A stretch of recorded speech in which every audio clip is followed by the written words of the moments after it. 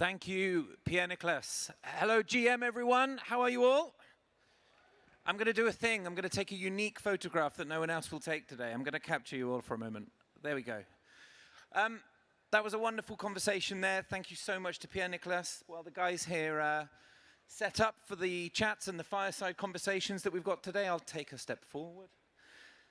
We have a wonderful one coming up right now. We have a discussion which is exploring VIA, Louis Vuitton and Web3, and Megan Casper is going to be discussing this with Agnes, and I'd like to invite them to come onto the stage in a moment. Please give them a huge round of applause. It's amazing to have brands like Louis Vuitton in the space, and I'm sure you'll agree this is one that is really worth sticking around for. So thank you so much, everyone. Megan, Agnes, please come up, and everyone, have a great day.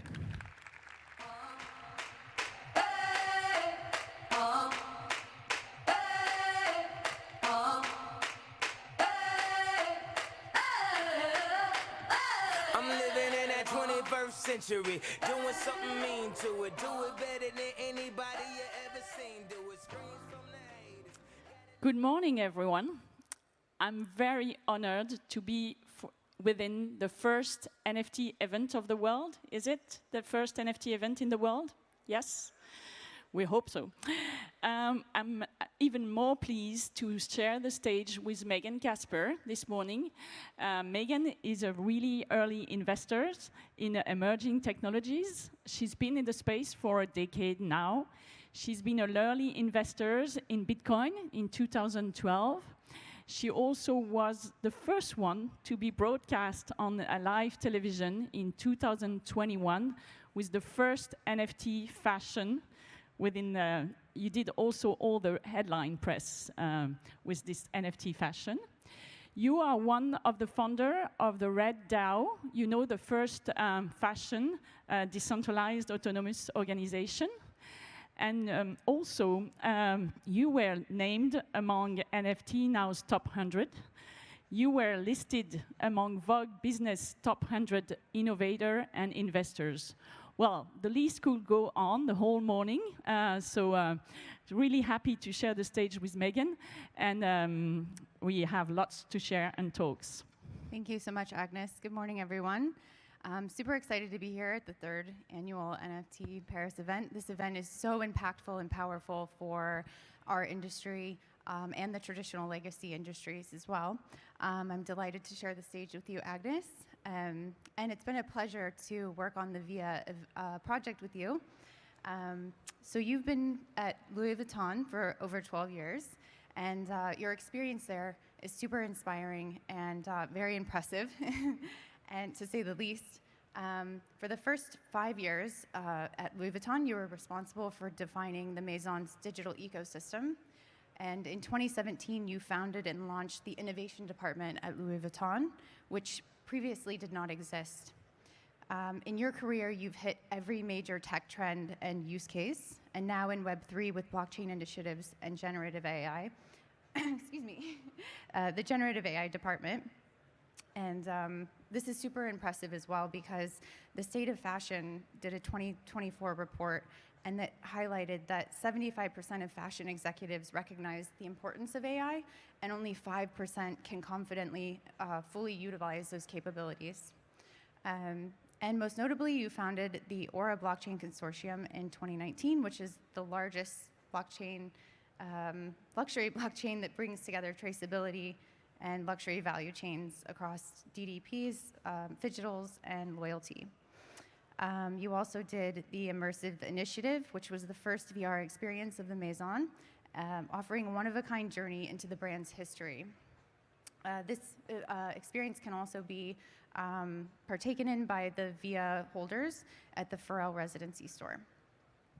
Most recently, in 2023, the VIA program, LV's exclusive, unique program dedicated to real-world assets, RWAs. Which are, it's also another word for phygital connected products, digital twins. So, Agnes, what exactly is VIA? Well, Louis Vuitton VIA is a program that unites physical goods and digital collectibles with community gathering. It was launched in June 2023 So maybe right at the bear market, but we're very proud to have launched at that time. Megan, you're one of the VIA guide that really gather with the community. We had an event 2 days ago in Pharrell Williams' residence in the Champs-Élysées, and it was great to have you on board with us talking to our clients and our VIA holders. Well, VIA come from different roots, 3 roots indeed. The first one is really, it's within really Louis Vuitton history and roots to really constantly nurture avant-garde creativity. You may have seen our latest collaboration with the artist Yayoi Kusama. For the ones who live in Paris, the giant statue that was next to the Pont Neuf. But back in the days, you might remember the work from Mike Wilkenman, the Everyday's Hard Work, that was part of the Spring-Summer 2019 of our woman artistic director, Nicolas Ghesquière. So that's really nurturing avant-garde artists. So that's really the first root of VIA. The second one, of course, you named it, Megan, it's Aura. We founded Aura in 2019, the first luxury blockchain. So really, it was here to be used with the 2 first cases that were traceability and ownership. The third route is really us, all of us. The way we live our social life, I mean, we don't think about digital or physical or whatever. We are the same person online, sharing our life with our friends, our communities, and also offline, like we did in last night or during these past 2 days, drinking coffee or champagne, depending on the time of the day. So we believe really that with all of these roots, that Louis Vuitton VIA had to launch a digital collectible collection twin with physical products. It was obvious. Yes, so Agnes, let's delve a little deeper into VIA. What sparked Louis Vuitton's venture into Web3 through VIA and the treasure trunks? Well, the way we wanted to do VIA and the first digital collection is like there's three reasons, 3 core values that we wanted to have within the program. The first one is that we didn't want to be speculative. We're really here to last. It's not a race, it's a long run. We believe in all this technology and the potential of it for the luxury market. So that's the reason why also we choose the soul bond option, not to be speculative for our treasure trunk that you see in the background. The second one is that we really wanted our 2 main key stakeholders, Nicolas Ghesquière as the woman artistic director and Pharrell Williams as the creative director for men's collection, to be totally part of it. And they are the ones that design and keep the products for the VIA holders within their collection. And we're very pleased with that. Third thing that we wanted to do as well with VIA is to bring our client within the Web3 space. Most of them weren't in the space, to be honest, and they were trusting Louis Vuitton to bring them on board Web3, which was really great. Louis Vuitton is a house of culture, for sure, and Web3 is part of it. So the treasure trunks consisted of a total of 200, and currently there are 142 current unique owners. And unlike any other legacy brand, this sale did not sell out immediately. And that fact has sparked a lot of mystery in the crypto ecosystem, especially given the fact that Louis Vuitton is very prominent in the luxury market. And apparently, it would be apparent that Louis Vuitton would face no challenge in the immediate sale. So this intentional strategy behind execution is extremely intriguing. And as a VIA guide, I'm aware of the intricacies and the detailed attention that you and your team, Agnes, have followed for the VIA drop. So let's explore Louis Vuitton's deliberate approach to releasing the trunks. And I think this could provide a lot of valuable insight for our audience. So how did Louis Vuitton strategically execute this process with care and consideration? Well, thank you, Megan, for this question. Indeed, we launched VIA in 7 markets, and as so many of you know, Louis Vuitton's presence is about in over 90 markets. So there's a lot of markets where we're going to be able to open next. And within these markets, we have our clients, we have our LV lovers, and they will be disappointed if we wouldn't keep the treasure trunk for them and to have some special Nicolas and Farrell's product for them. So we have to keep it for them. They are pioneer as well, and they want the VIA treasure trunk. Again, it's not a race. We're here to last. So we've been also building a whole full new digital value chain. And we've been doing physical products for more than 170 years and digital products for a year. So we still have a lot to learn. It was a challenge, to be honest, to really integrate the full experience of Web3 within our ecosystem. Also, as some of you may know, we distribute LV products only in our stores. For the ones who have a doubt, if you want to buy a Louis Vuitton products, it is in an LV store. Even if you go to a department store, to the Galeries Lafayette or to Saks or wherever, you have to be in a Louis Vuitton store. And we really wanted to do exactly the same thing for our digital collection. We wanted to be in our ecosystem, louisvuitton.com. So it was a challenge, to be honest, to integrate wallet creation for our client, to integrate wallet connection, and to integrate crypto payments. It's still a challenge, so still a lot of work to do for everyone in the space. Yes, and it's been a very exciting journey to be a part of VIA. And as an investor in the blockchain space over the last decade, I've really anticipated the driver of luxury brands entering into this space because it's a signal for validation for the ecosystem. Yeah, thank you, Megan. I was going to ask you. Indeed, Megan is one of our VIA guide with Farrokh and also with Betty and Sid Phrase and Josh Hong. And it's the occasion for me to really thank them. They've been amazing, really sharing with us their insights and also guiding our clients. And it's a question that I had, yeah, indeed, as a fashion disruptor and investing in fashion disruption, why Louis Vuitton, why VIA? Well, like I said, it really does bring a lot of validation to the space, and it's been an honor joining the initiative. And the fact that this initiative is the first of its kind to deliver consistency in limited access of all dimensions in its products, events, community gatherings. And we just had the second community gathering at the Pharrell Williams residency, the location here in Paris. And it was really a valuable time for all of the holders that were attending to connect IRL. And it was insightful for the trunk holders as well to learn from the VIA team how the strategy and process unfolded. So, Megan, well, 2023 was definitely a big year for Louis Vuitton and Web3. But I'll be happy if you share with us this morning your thoughts back in 2023 for the markets. What's your views, your thoughts in the market in general for 2023? Well, as most of us know, 2021 was the height of the last bull cycle, and 2022 really carried us through the bear cycle. So we're having a sort of a capitulation moment. And Bain & Company in 2023 announced that there was really a rebalancing of customer appetite towards experiences and experience-based goods over products.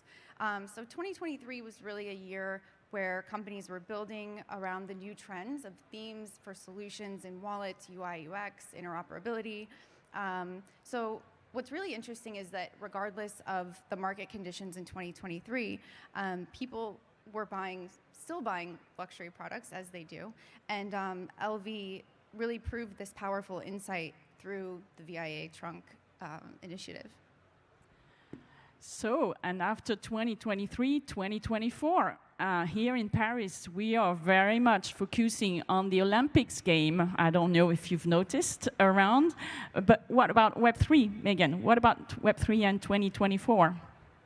So out of the 5 strongest crypto narratives, I'm most excited about RWAs, which is the tokenization of everything, and I have been for a very long time. The regulatory implications of this, just a few weeks ago in the US, there was the first company called Dibs that was awarded the license to be able to custody assets and provide tokenized issuances of RWAs. That company is called Dibs. And that really is going to turn consumer products into the capital markets and create new disruptive business models. So it's a really exciting time, and the opportunity is immense around RWAs. Right now, if we look at LVMH, the market cap is around $448 billion, and I suspect within the next 10 years, the market cap of LVMH could increase by 3x, at least just through RWAs. Scalability is another thing that I'm very excited about. Delegated proof-of-stake chains proliferating. I just had dinner last night with Brian Trunzo from Polygon, and they're building a new product to bridge EVM, so this is really exciting. I also think that a big trend that we're going to see this year is that everyone will sort of become prompting engineers. So wordsmithing experts using AI. I didn't really want to talk too much about AI, but you can't stay away from it because of this recent launch of Sora. And I think that Sora will create sort of the influencer 2.0, the way that we create content now with our phones. I always say our children and our grandchildren are going to make fun of us and laugh at us because they'll just be prompting to create content. And Agnes, last night at the speakers dinner, I think you ran into some of the DressX team, and they showed you how you can use generative AI. And we won't say how they dressed me. But it's really interesting because you can just prompt things, and it also speaks to the concern and issue around IP and who owns the IP and what the rights are. So that really leads to a powerful use for verification platforms. So that's really the 5th strongest narrative that I see is verification platforms and the proliferation of those, because we'll need data integrity for sure. Did you have other fields where you see that it's going to evolve, like beside from fashion, from like entertainment or other things like music or? Yes. So Web3 technologies are really dynamic, and beyond art and fashion, Web3 has been permeating for quite some time various aspects of culture and music and gaming and entertainment. Musicians use NFTs for tokenizing exclusive content and experiences for their fans and also gaming platforms like Portal will enable players to truly own their assets through blockchain technology. And then the release of the Apple Vision Pro, spatial computing, mixed reality, all of these things that are coming along with dematerialized access, direct engagement, and imbuing assets with scarcity and authenticity. So Agnes, when we think about the VIA program, how do you see that fitting into this movement of culture and community in the era that we're shifting into? Well, as I said, Louis Vuitton is really a house of culture. We have strong ties with arts, with video games, with sports, with hospitality. And VIA is part of this culture, really, and it helps really nurturing and making the link between our historical savoir-faire and new digital assets. Digital is a new aesthetic for sure. Louis Vuitton embraced it, and it's here to last. It's really a new material. It's a new craftsmanship. We're talking about digital craftsmanship. We organize and we have all our Savoir Rêver event. I don't know if some of you participate in it, but it's really events where we gather the highest savoir-faire of the maison. So we have our high jewelry, high watchmaking, ready-to-wear, and objet nomade products showcasing in our Savoir Rêver. And you know what? We have also our VIA products showcased in the Savoir Rêver events with the best digital craftsmanship and the physical one as well. And we're very proud of this with the team. So how do you see the program of VIA moving forward from here? Well, the roadmap is quite dense. First, we'll have a new drop coming soon in the next few days. There was a preview last Wednesday coming from Pharrell Williams' latest collection. You may have seen it in the runway in January. We will integrate digital passport for sure with our colleagues from Aura. Again, we're going to want to do it the only Louis Vuitton way, so we have to think at the right experience for our clients. And finally, we'll open new markets, of course. Singapore should be open in the spring, and that's good news for our LV lovers in Singapore. And finally, the following drop will integrate, of course, Jane AI within our creative process, because we really want to have this uniqueness and personalization of our product. So there's a lot to do.